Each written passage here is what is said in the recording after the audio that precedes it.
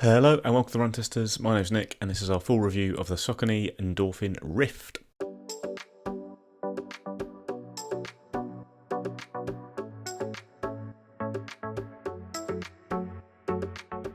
So the Saucony Endorphin Rift is a trail running shoe. It fits into the trail lineup almost in the same way the Endorphin Speed fits into Saucony's road running lineup as a training partner shoe, I guess, to the Saucony Endorphin Edge, which is their plated trail racing shoe. It's an expensive shoe though. It's £180 or $170.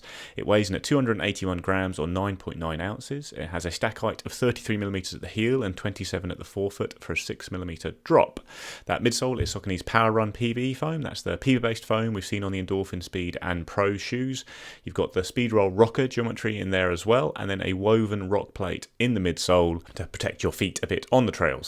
You've got a power track outsole with some fairly substantial 4.5mm lugs, and then there's a mesh upper which almost seems to have like an extra layer at the back. So there's a high collar, almost like a booty style to it, but there's not much stretch at the back because of the extra panel of material you seem to have at the back there, so that helps get a nice reliable lockdown for trail running.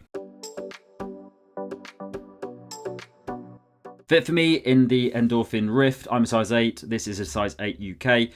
I have found it to be a very comfortable shoe. It's definitely got quite a bit of room in it. It's not a restrictive shoe by any stretch of the imagination. The upper is this sort of elasticated sock-like fit, which does hug the foot quite nicely, but there's plenty of room in the forefoot as well. So I would definitely stay to my size in this shoe. It's very comfortable. And I didn't have any issues at all. So I've got my normal UK size in the Saucony Endorphin Rift. It's UK 9 and US 10, and the fit's been pretty good for me. It's not that roomy a shoe though, for a trail shoe in particular. If you are eyeing up very long events in this shoe, I think it might not have enough room in the toe box. I have found that coming down some hills that my toes have hit the front of the shoe a little bit. It's less roomy than the Endorphin Edge, for example. Hold around the midfoot and heel though is good with this almost dual layer they have that really holds the foot in place quite well. But yeah, I do think it comes up a little short in the front there. I'm not really sure you could go half size up because then you might have a bit too much room around the rest of the shoe. It's just maybe something to note, and if you are a little bit big for your size, maybe you could look at going a half a size up, because I don't think it's the most roomy toe box for a trail shoe. So I've run just over 60 kilometers in the Saucony Endorphin Rift, doing a mix of training runs, fast and slow paces, and then one long run of 90 minutes in the shoe as well. It's mostly been done in my local forest, which has started off pretty dry when I was first testing this shoe, but is now very muddy. So I've done a good mix of dry and very muddy forest trails, then some single track, bit of grassy field running, and some roads to and from the forest as well. Overall, I'd say this shoe is a little bit of a disappointment for me, and I'm not really sure what it's for after doing all this running in the shoe. It just seems like a slightly unnecessary addition to Saucony's lineup all round. The good though, the ride is pretty nice. Like, you've got a bit of bounce from the Power Run PB foam when you're on harder trails. The rocker is there, though it's not as noticeable as when you're using Saucony's Endorphin road shoes. And when you are on, like I say, harder, more runnable trails, you get a bit back, a bit of punch from the shoe, and it can move quite well at a decent pace. It's not that fast though, I say. It's still quite a big shoe, and it feels quite big on the foot. When I was going through the gears, running at around kind of 6-minute miles, 3:45 per k pace, it just felt a little bit bigger and heavier than I really like in a trail running shoe. It's not that nimble when you're going up hills, and if you're running on kind of twisting single track or tricky trails, like, it doesn't feel that nimble all round as a shoe. It's pretty stable and it is comfortable with the foam you've got there and the rock plate protecting your feet, but yeah, it didn't feel like a speed shoe, despite kind of being billed as that with this Endorphin moniker on it and the Power Run PB foam. The grip has been good on softer ground, but I'm not entirely sure this is a positive though, because the outsole and the general makeup of the shoe don't really seem to add up to me, because the outsole is big and you've got deep lugs that do bite well into soft ground, but they're not so good then on harder ground. They're a bit more present when you're running on the road or on harder trails. And actually, I think the midsole, it performs at its best on those harder trails. You get the bounciest feeling from it, you get the rocker. I think when you then hit softer ground, you don't get so much back from the midsole. It like sinks in a little bit. You're not getting that speed roll feeling or the bounce from the Power Run PB foam. So the outsole works well then, but then it doesn't feel so good on the harder trails, where I think the midsole works really well. So almost feels like a hard ground shoe with a soft ground outsole, and loses a little bit on both terrains as a result. Like, it's not a full soft ground shoe. You can certainly get deeper lugs if you're going to be spending your whole time in very deep mud, but the grip has been good on slick trails in my forest.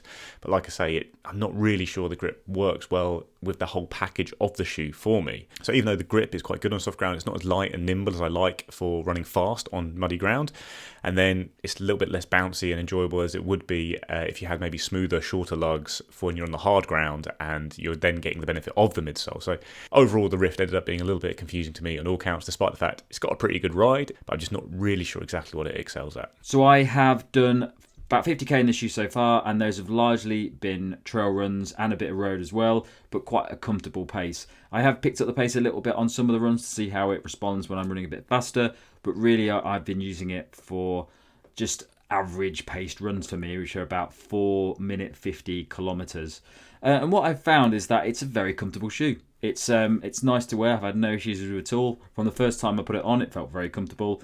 The Powerrun PB midsole foam is the same that you'll find in a lot of the road shoes, and it's a fantastic foam when you put it in a road shoe. When you put it in a trail shoe, it starts to become a little bit more limited. So what I've found about this shoe is that when I'm running over harder sections, bits of road, bits of compressed mud where it's hardened, it's quite comfortable. It's really enjoyable to wear. It rolls along nicely, and it's just a very enjoyable shoe to go out running in. When you go on softer ground and like mud, fields, that sort of thing, that's when this Powerrun PB foam sort of loses its impressiveness, because it is quite a soft foam. It does have a nice bit of bounce in it, which is why it's in a lot of the speed shoes or speed road shoes. But when you use it on that softer ground, it sort of loses any benefit for me. And I sort of wanted a harder midsole foam in it when I was running on softer mud and fields. It wasn't bad. Doesn't seem to serve as much of a purpose when you go onto that softer ground as it does on the harder ground, because it actually delivers very well when you're on hard ground. Within the runs that I did, I always have to do at least 2 or 3k on road to get to the trails. And for those sections, it felt really good. It's definitely a road to trail shoe. That Powerrun PB foam really does deliver on harder ground and like road. So it works very well as a road to trail shoe. Once you get onto the trails, it's pretty good as well, unless you're on that soft ground. The outsole is very good, actually. I was quite impressed by the outsole. I had a lot of grip on it when I was out running on across the downs in it, and it was quite muddy and wet. No issues at all there. It's not the most aggressive outsole lugs you're going to get on a shoe, but they're not bad. They do a pretty good job, and I didn't have any issues at all. I felt like I was pretty much in control on the ground and wasn't slipping around or anything like that. Other than that, I know it does have the Speedroll technology in order to sort of move you forward as you run. Didn't really notice that as much as I do in the road shoes, but I did feel like it was a nice shoe to run in consistently. I definitely felt like it rolled me forward a little bit, not noticeably. I didn't feel like I could go really fast in the shoe, but it was comfortable. It felt good at running at a consistent, nice pace. Other than that, I would say that it is a shoe that probably suits people that want a nice general trail shoe that they can also use on road, things like that. It's quite a nice entry level shoe. It's quite comfortable. There's a lot of padding in it, but it's not really an aggressive trail shoe. So it hasn't got a very restrictive upper, which you sort of want if you're going to do more technical terrain where it's really holding your foot in place. That midsole is just a bit too soft for me over technical terrain. Definitely wouldn't want to use it on really hard, pointy objects because it's a little bit too soft. Other than that, yeah, it's just a solid, comfortable trail shoe, but doesn't wow me in any way. So my verdict on the Saucony Endorphin Rift is that it's fine. It's a nice, comfortable shoe. Definitely have enjoyed the runs that I've done in it. I think the problem comes down to the fact that it doesn't really excel in any area. If you got this shoe for running on general trails, you could probably do most things in it, but it's not amazing at any of them really. Saucony has got other shoes in its lineup that are pretty good. Peregrine is one of the best road to trail shoes, general trail shoes you can get, but it's really good at handling different types of ground. So you can run in the Peregrine on hard ground, on soft ground, and it's just got the right balanced midsole for dealing with all of them. I don't think this has. I think this really just works best on harder ground. On softer ground, I don't think it really delivers much from that Powerrun PB foam. I would say that other alternatives to this, which I would probably go for, would be definitely the Hoka Speed Goat 5. I think that's doing what this shoe does, but just considerably better. It just feels like a faster shoe. It just feels like a better cruising shoe. And it just feels like it's just got a lot more to it when you're running in it. And I'd always go for that shoe over the Saucony Endorphin Rift.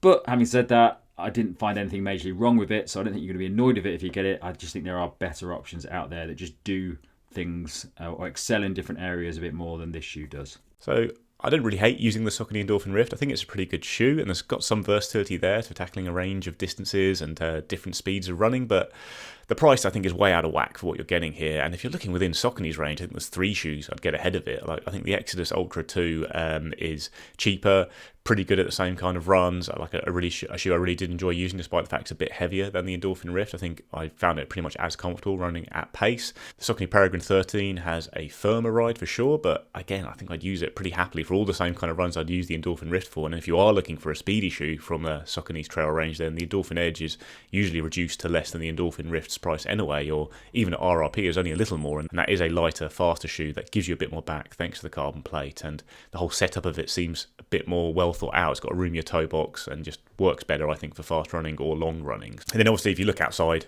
Saucony's range, then you are going to find better options, I think, for the trails, and the Asics Fuji Speed 2 immediately comes to mind as a fast trail shoe with a plate that's cheaper, got, I think, a slightly better judged outsole that works better on hard trails when you're getting the most back from the rocker and the foam in the Fuji Speed 2. And in general, just I enjoyed using it a lot more for all the same kind of runs that I will be doing in the Endorphin Rift. So yeah, like I say, I don't think it's a bad shoe. I just don't see why you'd get it and why it's come out with this high price. I'd actually prefer if Saucony made an effort to really differentiate it from the rest of the trail lineup it has. Like, I think if you stripped it right back, got rid of this kind of dual layer, slightly overbuilt upper, reduced the amount of material on the outsole, made it a more hard ground focused shoe, and really focused on the feeling that you get from the midsole, you can end up with a really nice lightweight trail shoe that's, you know, exciting and fun and good to use. But at the moment, it ends up a bit heavy and a bit overbuilt to go fast. It's not as comfortable as some other shoes. The outsole and the midsole don't really add up for me, and then the price is just really high. So I think if it was a lot cheaper, it would be a reasonable all-rounder you could consider for a nice range of trail runs, but at that price you expect something a bit special, I think, and I don't think the Rift really delivers that.